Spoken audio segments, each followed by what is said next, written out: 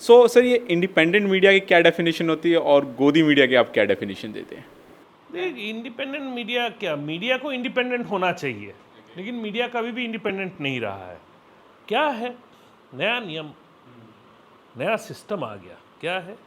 Number one, कि जो पहले का जो प्रैक्टिस था, क्रिटिसिज्म विथ सम रिस्ट्रेंट नहीं, एब्सोल्यूट रिस्ट्रेंट ऑन क्रिटिसिज्म। आप, हाँ, क्रिटिसिज्म गंदा बात है।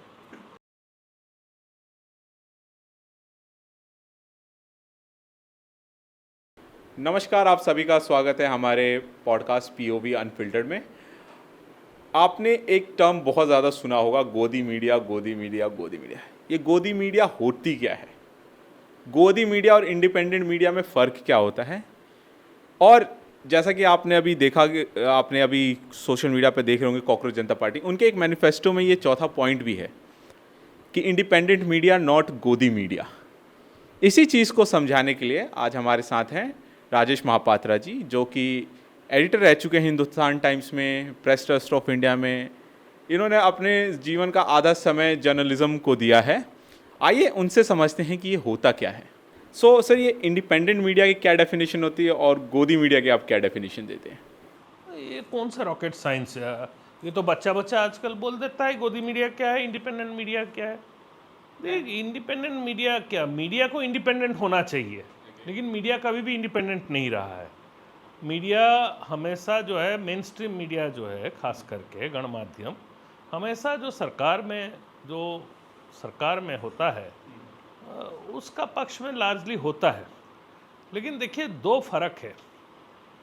पहले भी जो है, ये जो एक तरह का सहजीवी संबंध मेन स्ट्रीम मीडिया और सरकार के बीच में रहा है, लेकिन उसमें एक तरह का ऐसा था कि कुछ चीज़ें उसके कैरेक्टरिस्टिक थी, जिसको मैंने पहले भी कई तरह से समझाया है कि आप क्रिटिसिज्म करिए, लेकिन रिस्ट्रेंट के अंदर करिए, थोड़े सीमा के अंदर आप आलोचना करिए, ठीक है। और आप अगर हमें थोड़ा मदद करते हैं तो हम भी आपका थोड़ा मदद करेंगे, गिव एंड टेक वाला एक रिलेशन। और अगर आप हमारा मदद नहीं करते, हमारे पीछे पड़े हुए हैं, तो हम आपको कुछ मदद नहीं कर सकते हैं, ठीक है। तो ठीक है, आपको हम इश्तेहार नहीं देंगे, कोई सरकारी फेवर नहीं करेंगे, लेकिन चलते थे, मीडिया हाउसेस चलते थे, बाकायदा सरकार की आलोचना करते थे, खुलेआम करते थे, निर्भीक तरीके से करते थे, सचमुच इंडिपेंडेंट होते थे। बात वहीं तक सीमित थी। तीसरा बात यह है कि जो सरकार में जो पार्टी है, उसका विचारधारा को लेकर कभी ये नहीं प्रयास किया जाता था कि जो गणमाध्यम है वो उसका प्लेटफॉर्म बन जाए उस विचारधारा का। ये सरकार में, खास करके 2016 के बाद, अगर आप मुझे मेरा अपना संवादिकता का अनुभूति से पूछें, तो मैं ये कहूँगा, ये बदलाव आया 2017 में, जब ये उत्तर प्रदेश चुनाव जीते। उसके बाद इनको कॉन्फिडेंस आ गया कि अब हमारे हाथ में बहुत कुछ आ रहा है, और उसके बाद से इन्होंने एकदम डायरेक्ट तरीके से मीडिया में इंटरवीन करने लगे। पहले तो शुरू कर दिए थे, लेकिन डायरेक्ट। उसके बाद पूरा इनका रूल्स बदल गया है। क्या है? नया नियम, नया सिस्टम आ गया। क्या है? नंबर वन, कि जो पहले का जो प्रैक्टिस था, क्रिटिसिज्म विथ सम रिस्ट्रेंट नहीं, एब्सोल्यूट रिस्ट्रेंट ऑन क्रिटिसिज्म। आप, हाँ, क्रिटिसिज्म गंदा बात है, ठीक है। क्रिटिसिज्म सही संवादिकता नहीं है, ठीक है। ये समझाने की कोशिश की है इन्होंने। और चूंकि हमारे ज़्यादातर main stream media corporate owned है, और मीडिया जो एज ए बिज़नेस, उनका बड़ा छोटा परसेंट होता है। मीडिया को इस्तेमाल करके वो अपने बड़े दूसरे बिजनेस एम्पायर चलाते हैं, और वो बिजनेस एम्पायर को प्रोटेक्ट करने के लिए वो लाइन पे आ जाएंगे, मान जाएंगे।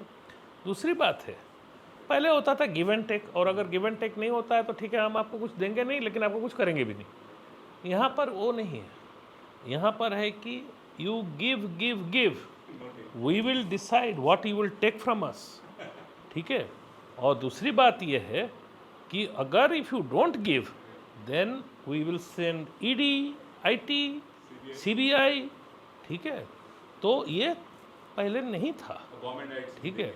ये तो वो तो सब वो तो भूल जाइए, आपको मिलेगा तो कुछ नहीं, लेकिन दूसरे तरह का तोहफा मिलेगा। आपके घर हम ईडी भेजेंगे, आईटी भेजेंगे, सीबीआई भेजेंगे। तो ये एक दूसरा बड़ा बदलाव आया जो 2017-18 के बाद देखने को मिला। तीसरा जो बड़ा बदलाव और सबसे बड़ा बदलाव, जो कि शायद कोई सोचा नहीं था, कि पहली बार नेशनल मेन स्ट्रीम मीडिया, गणमाध्यम जो है, वो सत्ता में जो पार्टी है उसका जो विचारधारा है, उस विचारधारा का प्रोपेगेंडा प्लेटफॉर्म बनना जरूरी है, ये पहली बार हुआ। और जिसके तहत अगर आप देखेंगे आज के समय में, जिसको आप गोदी मीडिया कहते हैं, और ज़्यादातर हम उसको मेन स्ट्रीम मीडिया कहते हैं, जितने बड़े अखबार हैं, जितने बड़े टेलीविज़न चैनल हैं, जितने बड़े डिजिटल मीडिया है, वो सारे सरकार के एक तरह से जो सरकार में जो पार्टी है, शासक दल जो है, उसका जो विचारधारा है, जो हिंदुत्व विचारधारा है, उसका प्रोपेगेंडा प्लेटफॉर्म बन चुका है। अखबारों को खबरों को जैसे वो तोड़ते मरोड़ते हैं, वो सिर्फ इसीलिए नहीं कि सरकार का बचाव करने के लिए, साथों साथ उसके विचारधारा को आगे ले जाने के लिए, वो विचारधारा जो एक तरह का मानसिकता पैदा करना चाहती है लोगों के बीच में, जिस तरह से वो जनमानस को प्रभावित करना चाहती है, उसमें ये गणमाध्यम अब बहुत बड़ा खेल रहे हैं। वो पूरा को पूरा कंप्लाइंट मोड में कर रहे हैं। और सबसे बड़ा चिंता वही है, क्योंकि बाकी सब चीज़ को तो आप ठीक कर लेंगे, लेकिन जो जहर आपने स्प्रेड किया है, उसको ठीक करने के लिए आने वाले दिनों में मीडिया की एक इंडिपेंडेंट कैरेक्टर की पुनरुद्धार करने में बहुत मेहनत लगेगी। ओके, जैसे इंडिपेंडेंट मीडिया कैसे बन सकता है आपके हिसाब से?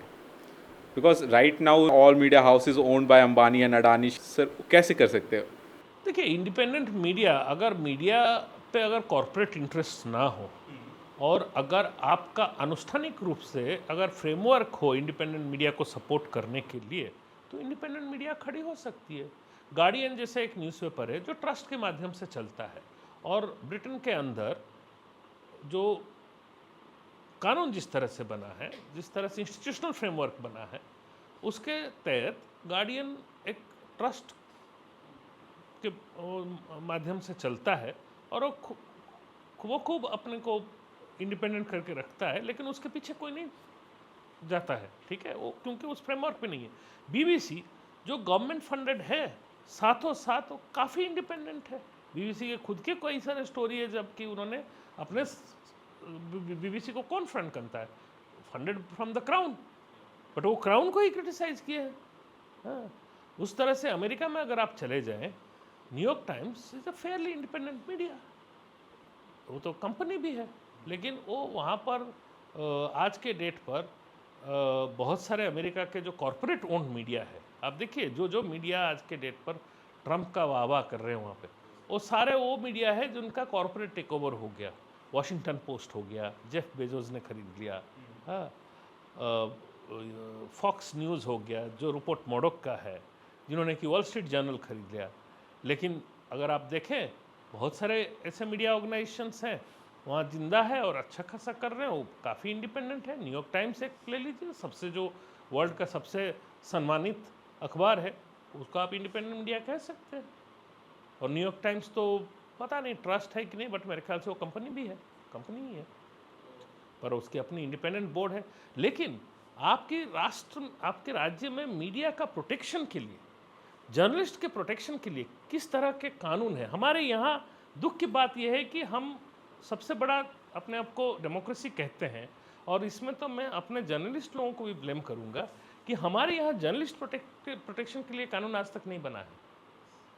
हमारे यहाँ जर्नलिस्ट जो है उसका कोई प्रोटेक्शन नहीं है, और उसके लिए जर्नलिस्ट लोग ही जिम्मेदार है। क्योंकि एक समय में हमारे यहाँ जर्नलिस्ट लोग अपने आप को बहुत पावरफुल समझते थे, अरे हम जर्नलिस्ट हैं, हम करवा लेंगे, हाँ ये, और उसी चक्कर में इन्होंने कभी एक अधिकारबद्ध नियम कानून कैसे बने उसके ऊपर समय नहीं लगाया। और आज नतीजा ये है कि उसी का भुक्तभोगी है ज़्यादातर पत्रकार। अगर आपको हमारा ये पॉडकास्ट पसंद आया हो तो प्लीज़ लाइक करें, शेयर करें और सब्सक्राइब करें और कमेंट करके हमें बताएं कि और हम किस चीज़ पे इंफॉर्मेशन वाली वीडियोस बना सकते हैं और हमारे साथ ऐसे ही जुड़े रहें। धन्यवाद।